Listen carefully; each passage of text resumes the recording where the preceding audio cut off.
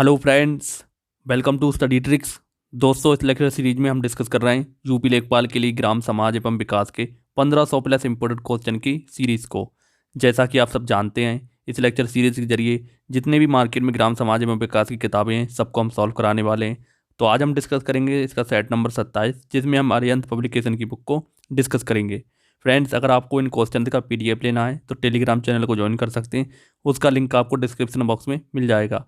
और पिछले पार्ट्स नहीं देखे उनको भी आप देख सकते हैं, उनका भी लिंक आपको डिस्क्रिप्शन बॉक्स में मिल जाएगा। चलिए स्टार्ट करते हैं आज का वीडियो। तो हमारा पहला क्वेश्चन दिया गया है, सामाजिक शोध विधि का संबंध पाया जाता है। दोस्तों, सामाजिक एवं ग्रामीण विकास शोध का संबंध सामाजिक घटनाक्रम, मानव व्यवहार, सामाजिक जीवन के विभिन्न पक्ष, तो किस में पाया जाता है? तीनों ही में पाया जाता है। तो इसमें ऑप्शन नंबर हमारा डी करेक्ट हो जाएगा, उपरोक्त सभी। तो आप इसको ध्यान रखेंगे। अगला क्वेश्चन देखते हैं, निम्न में से कौन सामाजिक शोध विधि की विशेषता नहीं है? फ्रेंड्स, सामाजिक एवं ग्रामीण विकास का शोध की विशेषता सांख्यिकी विश्लेषण की कमी नहीं है। तो आप इसको ध्यान रखेंगे। तो इसमें ऑप्शन नंबर हमारा सी करेक्ट हो जाएगा। तो आप इसे ध्यान रखें।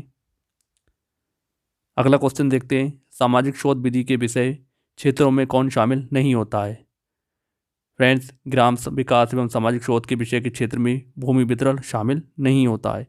तो इसमें ऑप्शन नंबर हमारा सी करेक्ट हो जाएगा। तो इस विषय क्षेत्र या अध्ययन क्षेत्र में ग्रामीण समुदाय का अध्ययन, सामूहिक व्यवहार, तो आप इसे ध्यान रखेंगे, सामूहिक व्यवहार, सामूहिक संघर्ष शामिल होते हैं। तो ऑप्शन सी करेक्ट हो जाएगा। अगला क्वेश्चन देखते हैं, सामाजिक शोध विधि का व्यावहारिक उद्देश्य कौन सा है? फ्रेंड्स, सामाजिक शोध विधि का व्यावहारिक उद्देश्य कौन सा है? समस्या का समाधान करना, सामाजिक नियंत्रण करना, सामाजिक विघटन का निराकरण करना। तो ये तीनों ही क्या हैं? सामाजिक शोध विधि के व्यावहारिक उद्देश्य। तो इसमें ऑप्शन नंबर हमारा डी करेक्ट हो जाएगा, ये सभी। अगला क्वेश्चन देखते हैं, निम्न में से कौन सामाजिक शोध विधि की समस्या नहीं है? दोस्तों, सामाजिक विघटन का निराकरण ग्रामीण एवं सामाजिक शोध की प्रमुख समस्या नहीं है। तो इसमें ऑप्शन नंबर हमारा बी करेक्ट हो जाएगा, सामाजिक विघटन का निराकरण। तो ये क्या है? ये एक उद्देश्य होता है। किसका? सामाजिक शोध विधि का। तो आप इसको ध्यान रखेंगे, ये समस्या नहीं है, क्या एक उद्देश्य है। तो ऑप्शन नंबर बी करेक्ट हो जाएगा। अगला क्वेश्चन देखते हैं, निम्न में से कौन सामाजिक सर्वेक्षण शोध के उद्देश्य हैं? तो इनमें से आपको बताना है सामाजिक शोध के उद्देश्य क्या हैं। तो सामाजिक शोध के उद्देश्य क्या होते हैं? सामाजिक घटना का वर्णन करना, कार्य कारण की संबंध की खोज करना, रचनात्मक कार्य करना। तो ये क्या होती हैं? सामाजिक सर्वेक्षण की शोध के उद्देश्य। तो इसमें तीनों ही क्या हैं? सामाजिक सर्वेक्षण शोध के उद्देश्य हैं। तो ऑप्शन नंबर हमारा डी करेक्ट हो जाएगा, उपरोक्त सभी। अगला क्वेश्चन देखते हैं, सामाजिक सर्वेक्षण पद्धति का प्रमुख गुण नहीं है। फ्रेंड्स, आपको बताना है इनमें से कौन सा सामाजिक सर्वेक्षण की विधि का प्रमुख गुण नहीं है। तो समस्या का चुनाव क्या है? सर्वेक्षण सामाजिक सर्वेक्षण पद्धति का गुण नहीं है। तो आप इसको ध्यान रखेंगे, कौन सा नहीं है? समस्या का चुनाव। तो इसमें ऑप्शन नंबर हमारा सी करेक्ट हो जाएगा, ये सर्वेक्षण का एक चरण होता है। तो इस चीज़ को आप ध्यान रखेंगे, ऑप्शन सी करेक्ट हो जाएगा। अगला क्वेश्चन देखते हैं, सामाजिक सर्वेक्षण पद्धति के प्रमुख दोष हैं। तो सामाजिक पद्धति के सर्वेक्षण के प्रमुख दोष कौन कौन से हैं? अवास्तविक सूचनाएं, तो ये भी क्या होता है? सामाजिक सर्वेक्षण पद्धति के प्रमुख दोष। अगला है निर्देशन त्रुटि, ये भी क्या है? सामाजिक सर्वेक्षण पद्धति का दोष। और नेक्स्ट हमारा अमूर्त घटनाओं का अध्ययन असंभव। तो ये सब क्या है? सामाजिक सर्वेक्षण पद्धति के प्रमुख दोष। तो ऑप्शन नंबर हमारा इसमें डी करेक्ट हो जाएगा, उपरोक्त सभी। दोस्तों, ये प्रविधि समाज कल्याण से संबंधित योजनाओं को प्रस्तुत करने में सहायक सिद्ध होती है। तो इस चीज़ को आप ध्यान रखेंगे। अगला क्वेश्चन देखते हैं, ऐतिहासिक अनुसंधान विधि का संबंध पाया जाता है। दोस्तों, ऐतिहासिक अनुसंधान विधि का संबंध भूतकाल के शोध से संबंधित है। तो इसमें ऑप्शन नंबर हमारा ए करेक्ट हो जाएगा। फ्रेंड्स, ये भविष्य को समझने के लिए भूतकाल का विश्लेषण करता है। इस विधि का प्रमुख उद्देश्य अतीत, वर्तमान और भविष्य के मध्य संबंध स्थापित कर वैज्ञानिकों की जिज्ञासा को शांत करना होता है। तो आप इस चीज़ को ध्यान रखेंगे। इस प्रकार ये ऐतिहासिक समस्याओं का क्या होता है? वैज्ञानिक विश्लेषण करना। तो ऑप्शन नंबर हमारा इसमें ए करेक्ट हो जाएगा। अगला क्वेश्चन देखते हैं, ऐतिहासिक अनुसंधान विधि के अध्ययन के क्षेत्र में शामिल पाया जाता है। तो क्या पाया जाता है? संस्थाओं का कार्य, सही है। और नेक्स्ट हमारा संवैधानिक व्यवस्था का अध्ययन करना, ये भी क्या होता है? ऐतिहासिक अनुसंधान विधि के अध्ययन के क्षेत्र में शामिल होता है। अगला है मनोवैज्ञानिक विचारों का विकास। तो तीनों ही क्या है? ऐतिहासिक अनुसंधान विधि के अध्ययन के क्षेत्र में शामिल होते हैं। तो ऑप्शन नंबर हमारा इसमें भी डी करेक्ट हो जाएगा, उपरोक्त सभी। अगला क्वेश्चन देखते हैं, वैज्ञानिक पद्धति का सामाजिक शोध कार्य किस पर आधारित नहीं होता है? दोस्तों, वैज्ञानिक पद्धति का सामाजिक शोध कार्य चिंतन पर आधारित नहीं होता है। तो ऑप्शन नंबर हमारा इसमें ए करेक्ट हो जाएगा। तो ये किस किस पर आधारित होता है? परीक्षण पर, प्रयोग पर और तार्किकता पर। चिंतन करने से इस पर कोई फर्क नहीं पड़ता है। तो आप इस चीज़ को ध्यान रखेंगे। ऑप्शन नंबर हमारा इसमें ए करेक्ट हो जाएगा। दोस्तों, थोड़ा अजीब टॉपिक है, हो सकता है आपने पहले कभी ना पढ़ा हो, तो आप पहले इसके थ्योरी को पढ़ लें, जिससे आप इस क्वेश्चन को आसानी से कर पाएंगे। तो ऑप्शन नंबर हमारा इसमें करेक्ट हो जाएगा।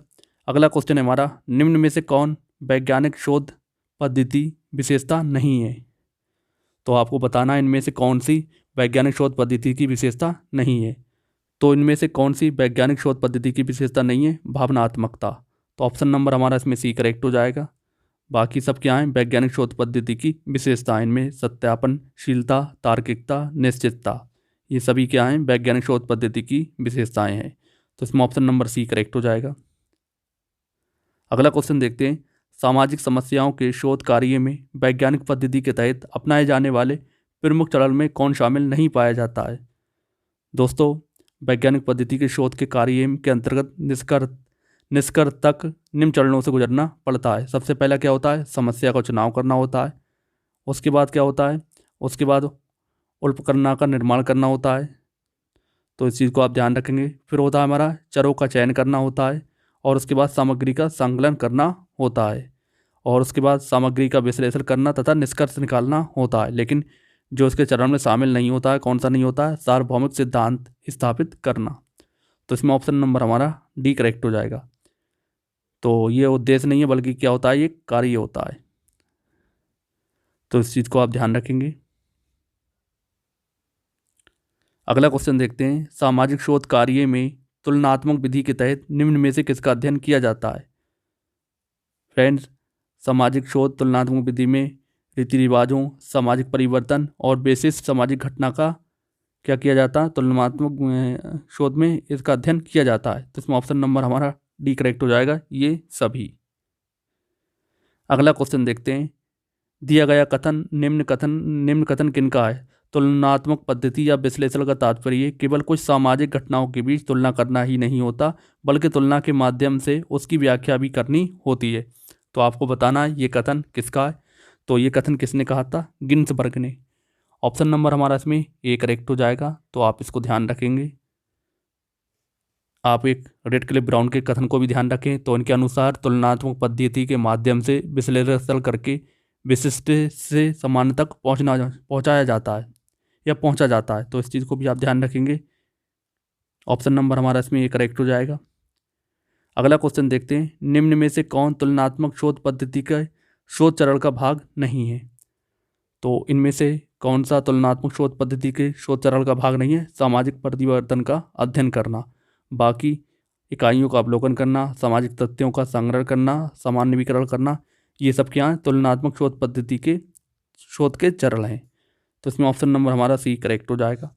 तो आप इसको ध्यान रखेंगे। अगला क्वेश्चन देखते हैं, जब किसी समाज की समूह का अध्ययन करने के लिए कुछ इकाइयों का चयन किया जाता है जिससे समाज के गुणों का प्रतिनिधित्व होता है, कहलाता है। तो जब भी किसी समाज या समूह का अध्ययन करने के लिए कुछ इकाइयों का चयन किया जाता है, तो जिसमें समाज या समूह के गुणों का प्रतिनिधित्व शामिल होता है, तो उस निर्देशन को क्या कहते हैं? तो उसे हम क्या कहते हैं? निर्देशन कहते हैं। ऑप्शन नंबर हमारा इसमें ए करेक्ट हो जाएगा। तो आप इसको ध्यान रखेंगे। अगला क्वेश्चन देखते हैं, निम्न में से कौन निर्देशन पद्धति के प्रमुख विशेषता हैं? तो इनमें से कौन सी निर्देशन पद्धति की विशेषता है? तो पहला, प्रतिनिधि इकाइयों का अध्ययन करना, ये भी क्या है? निर्देशन पद्धति की विशेषता। नेक्स्ट है निर्वाचित इकाइयों का बृहत अध्ययन, ये भी क्या है? निर्देशन पद्धति की विशेषता। अगला है सूचनाओं का निरीक्षण करना, तो ये भी क्या है, निर्देशन पद्धति की विशेषता। तो ये तीनों ही क्या है, निर्देशन पद्धति की विशेषता। ऑप्शन नंबर हमारा डी करेक्ट हो जाएगा, उपरोक्त सभी। तो आप इसको ध्यान रखेंगे। अगला क्वेश्चन है, निम्न में से कौन निर्देशन शोध पद्धति के गुण नहीं है। तो आपको बताना है इनमें से कौन निर्देशन पद्धति के शोध पद्धति के गुण नहीं है। तो कौन सा नहीं है आपको बताना है, विशेष ज्ञान की आवश्यकता। तो ऑप्शन नंबर हमारा इसमें सी करेक्ट हो जाएगा। तो आप इसको ध्यान रखेंगे, ये कोई गुण नहीं होता बल्कि निर्देशन पद्धति का क्या होता है, दोष। बाकी समय की बचत, धन की बचत, प्रशासनिक सुविधा, ये निर्देशन शोध पद्धति के क्या हैं, गुण हैं। ऑप्शन नंबर हमारा सी करेक्ट हो जाएगा। तो आप इसको ध्यान रखेंगे। अगला क्वेश्चन है हमारा, अनुसूची में निम्न में से किसकी विशेषताएं एवं गुणों का समन्वय पाया जाता है।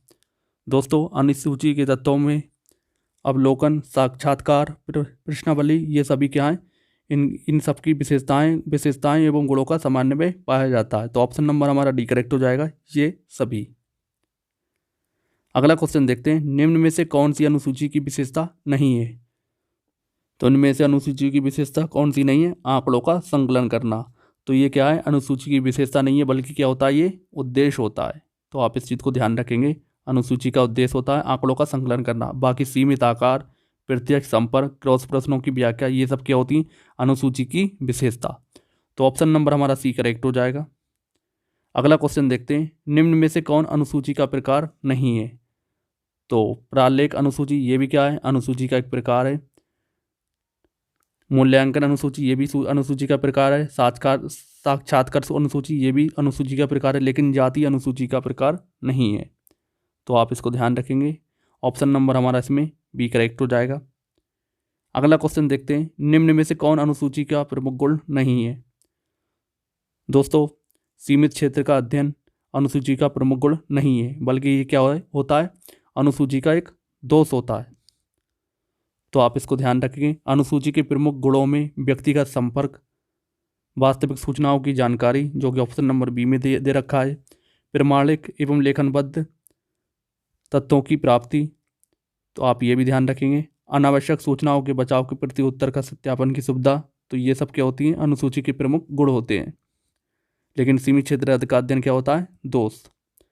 ऑप्शन नंबर हमारा इसमें ये करेक्ट हो जाएगा। अगला क्वेश्चन देखते हैं, निम्न में से कौन अवलोकन की प्रमुख विशेषताएं हैं। तो इनमें से कौन सी अवलोकन की विशेषताएं, पहला है प्रत्यक्ष एवं सूक्ष्म अध्ययन। तो ये भी क्या होती है, अवलोकन की प्रमुख विशेषता। नेक्स्ट है विश्वसनीय सूचना का स्रोत, ये भी क्या है, अवलोकन की विशेषता। अगला है सामूहिक व्यवहार का अध्ययन। तो ये भी क्या होता है, अवलोकन की विशेषता। तो तीनों ही ऑप्शन करेक्ट हो जाएंगे। इसमें ऑप्शन नंबर हमारा डी करेक्ट हो जाएगा, उपरोक्त सभी। अगला क्वेश्चन देखते हैं, निम्न में से कौन अवलोकन का प्रमुख प्रकार नहीं है। फ्रेंड्स, इनमें से आपको बताना है कौन सा अवलोकन का प्रकार नहीं है। तो उपकल्पना और उपकल्पना का निर्माण करना क्या है, अवलोकन का प्रकार नहीं है। ऑप्शन नंबर हमारा इसमें सी करेक्ट हो जाएगा। तो आप इसको ध्यान रखेंगे। बाकी सहभागी अवलोकन, क्षेत्र अवलोकन, व्यवस्थित अवलोकन, ये सब क्या हैं, अवलोकन के प्रकार हैं। तो ऑप्शन नंबर हमारा सी करेक्ट हो जाएगा। अगला क्वेश्चन देखते हैं, अवलोकन को वैज्ञानिक विधि की कौन सी विधि कहा जाता है। दोस्तों, अवलोकन को वैज्ञानिक की कौन सी विधि कहा जाता है, शास्त्रीय विधि। ऑप्शन नंबर हमारा इसमें ए करेक्ट हो जाएगा। तो आप इसको ध्यान रखेंगे। ये सूचना प्राप्त करने की सबसे प्राचीन विधि है, ये भी आप ध्यान रखें। इसी को क्या कहते हैं, शास्त्रीय विधि या अवलोकन विधि। ऑप्शन नंबर हमारा ए करेक्ट हो जाएगा।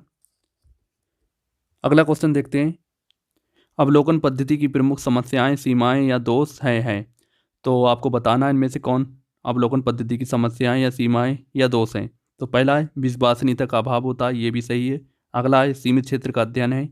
नेक्स्ट है संख्यात्मक पद्धति का प्रयोग कठिन। तो ये सब क्या है, अवलोकन पद्धति की प्रमुख समस्याएं या सीमाएं या दोष। तो ऑप्शन नंबर हमारा डी करेक्ट हो जाएगा, उपरोक्त सभी। अगला क्वेश्चन देखते हैं, निम्न में से कौन साक्षात्कार के उद्देश्यों का भाग नहीं है। तो आपको बताना है इनमें से कौन साक्षात्कार के उद्देश्यों का भाग नहीं है। तो कौन सा नहीं है, लचीलापन। तो इसमें ऑप्शन नंबर हमारा डी करेक्ट हो जाएगा। तो ये साक्षात्कार का उद्देश्य नहीं होता है, बल्कि क्या होता है, एक गुण होता है।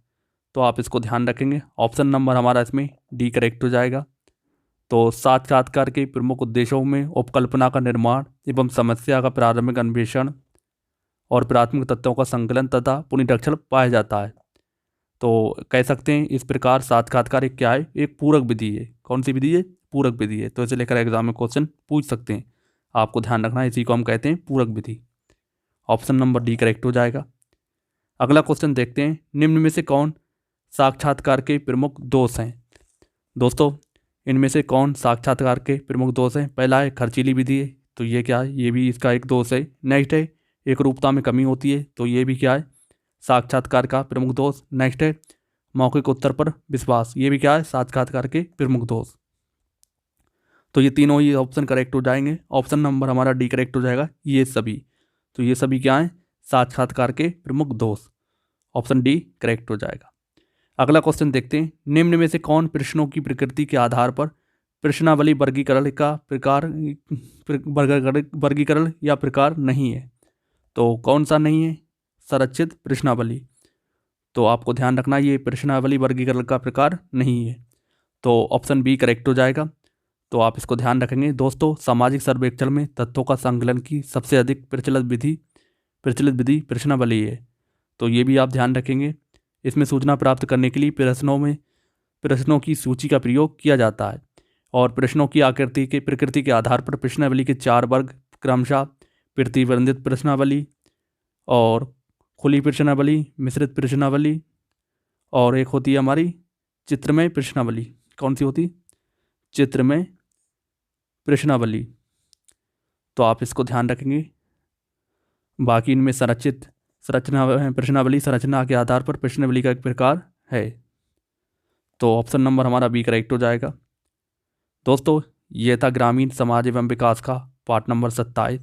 आई होप आपने सारे क्वेश्चन की प्रैक्टिस अच्छे से की है। तो उम्मीद करता हूँ आपको आने वाले लेखपाल के एग्ज़ाम में ज़रूर हेल्प मिलेगी।